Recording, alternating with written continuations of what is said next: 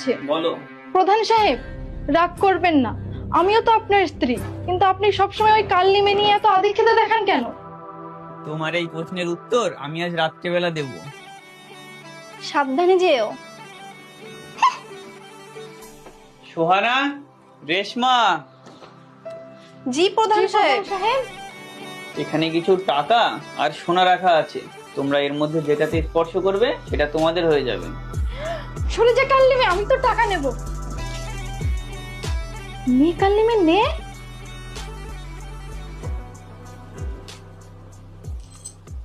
আরে বেওয়াকুফ, সোনা ওইখানে না, সোনা এইখানে। টাকা আর সোনার থেকেও দামি জিনিসের উপর আমি হাত রেখে দিয়েছি। প্রধান সাহেব, আমার কিচ্ছু চাই না, শুধু আপনাকেই চাই। দেখলে তো, এই কারণেই আমি আমার শ্যামবর্ণের স্ত্রীকে সবচেয়ে বেশি ভালোবাসি, কারণ ওর কাছে এই সোনা আর এই টাকার চেয়েও বেশি দামি ওর স্বামী।